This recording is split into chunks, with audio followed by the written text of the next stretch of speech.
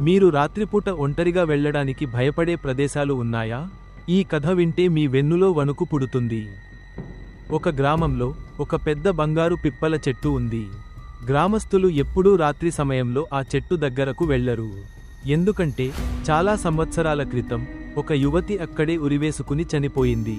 అప్పటినుంచి ప్రతి అమావాస్య రాత్రి ఆ చెట్టు కింద ఒక తెల్లచీరలో అమ్మాయి కనిపించేదని చెబుతారు. ఒకరోజు వినయ్ అనే యువకుడికి ఇది ఒక సవాలుగా మారింది. ధైర్యంగా రాత్రి 12 గంటలకు ఆ చెట్టు దగ్గరికి వెళ్ళాడు. చెట్టు కింద ఎవరూ లేరు, కానీ ఆకులు వింతగా కదులుతున్నాయి. వినయ్ వెనక్కి తిరగబోతుంటే ఒక చిన్న పిల్లల పాట వినిపించింది. తల తిప్పి చూస్తే చెట్టు కొమ్మపై ఒక అమ్మాయి ఊగుతోంది. ఆమె నెమ్మదిగా చెప్పింది, "ఇక్కడికి వచ్చిన ప్రతి మనిషి నా ఆటలో భాగమే." ఆ తరువాత వినయ్ కనిపించలేదు. ఊరి పెద్దవాళ్లు చెప్తారు, చెట్టు కింద ఓ కొత్త పేరు రాయబడి ఉంది. వినయ్ రాత్రి మధ్యాహ్నం 12 గంటలకి వచ్చాడు, మరల వెళ్ళలేదు.